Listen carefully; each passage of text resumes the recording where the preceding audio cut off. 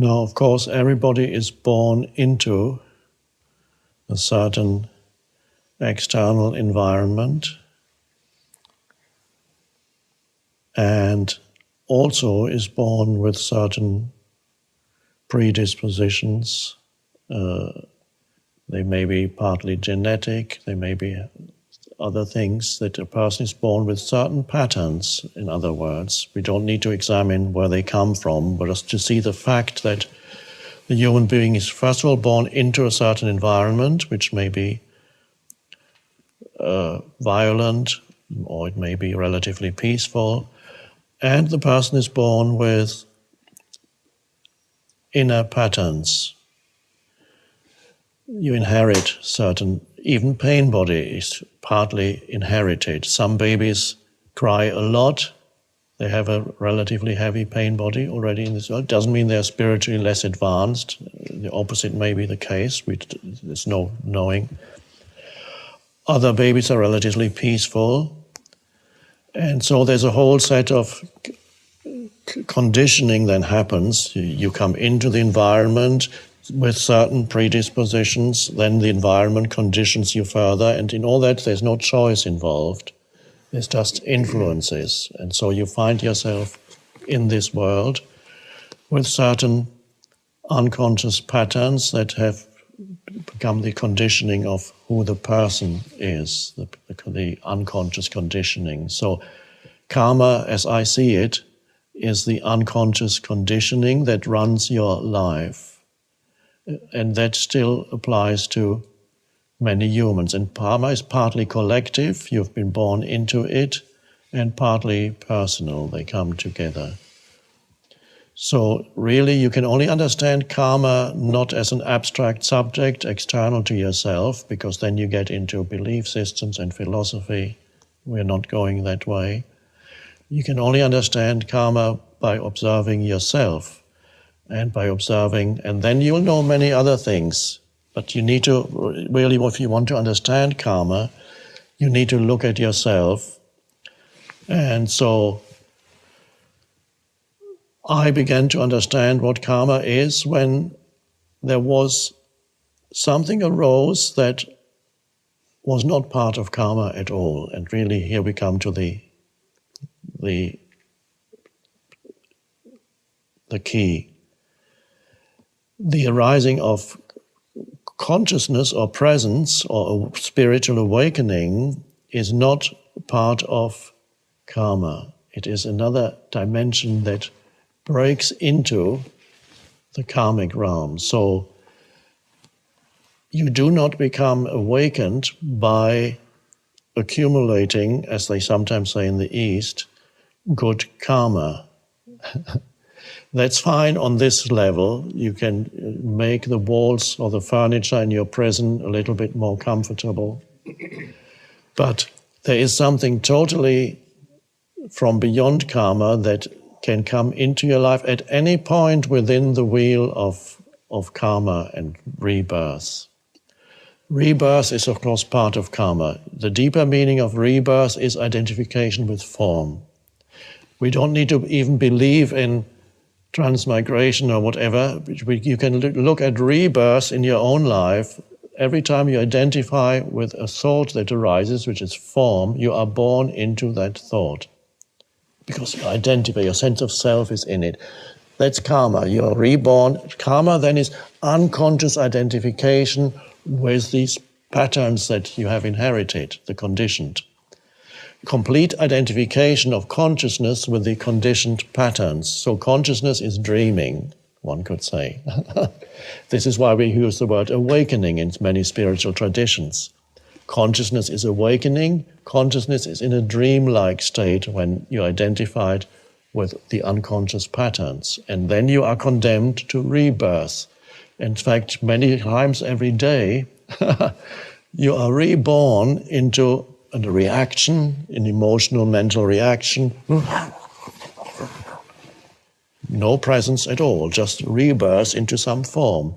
Or you're reborn into thoughts that arise, and you completely believe in every thought, and then you act from those thoughts and emotions, And the action creates further reactions, and the actions confirm to you that you were right.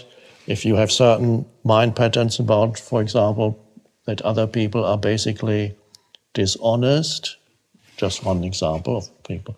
People are so dishonest, they're all trying to get something from me. That tends to confirm itself in your life experience. You can try it out, or you may have experienced it before you became more conscious. That habitual thought patterns that you identified with, and that is karma, creates in the external confirmation that it is correct. So if you think the world is full of evil people, you will meet many evil people. And in other words, unconscious people. And even people who are on the break or who are halfway between conscious and unconscious, when you come together with them, your belief will pull them into unconsciousness. And that's karma.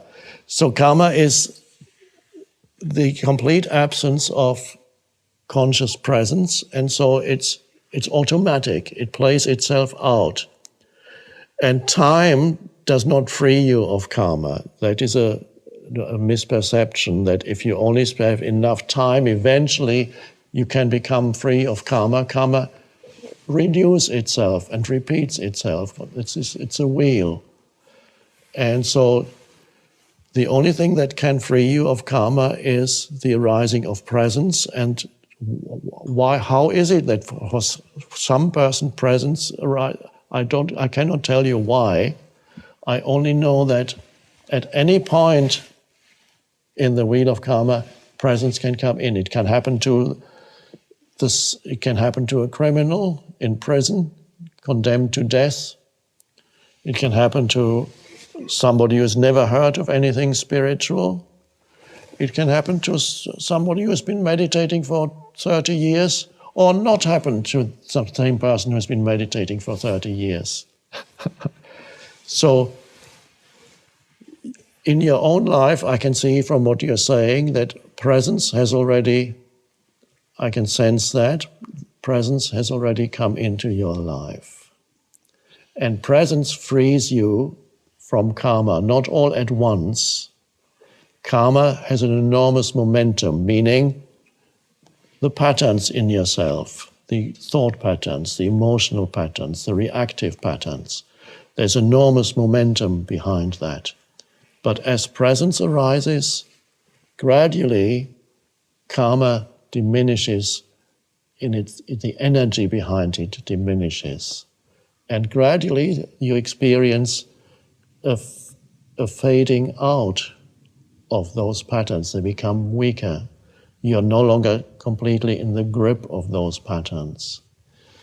So as presence arises, there's a gradual fading out of karma. Not that it matters that much anymore, because once you are present, you can, as the previous questioner said, when we were talking about certain thoughts still arising, certain negative thoughts, that's still part of the karma, the old patterns, the unconscious habit patterns inherited.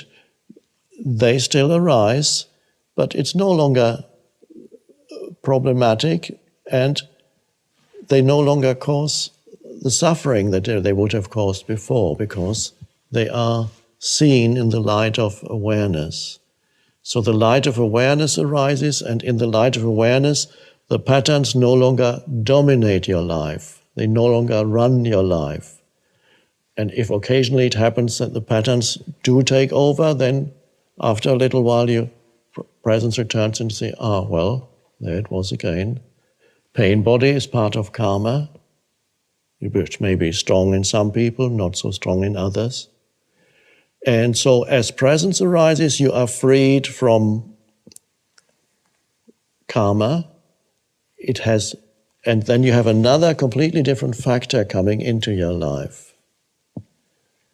And so, for example, for a person to become free of collective karma, you need a considerable amount of presence for that to come in, to remove, and it then will remove you in one way or another, either internally, you find yourself completely free, you might still live in a violent society, but internally you would be free. There is a possibility you can have a holy man or woman living surrounded by violence. It's possible.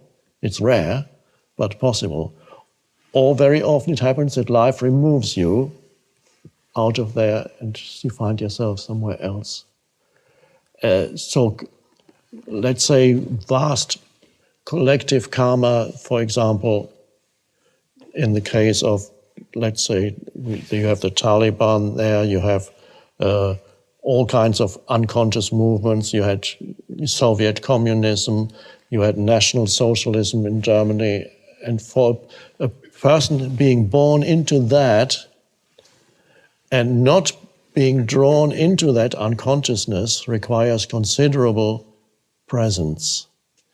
So not that many people, for example, in Germany, when Hitler came to power, not many people were able to remove themselves. Somewhere, some artists, some writers, they left, they could see what was happening, and they were strong enough not to be identified with the collective when there had been a tradition of obedience to authority for hundreds of years, a tradition of following your leader, and so on.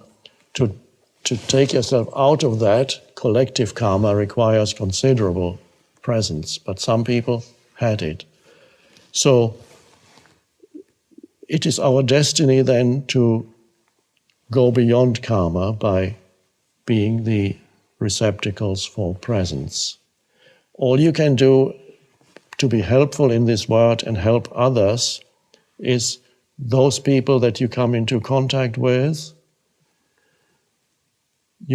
Everybody in this who is awakening will find that sooner or later they become a kind of teacher to others.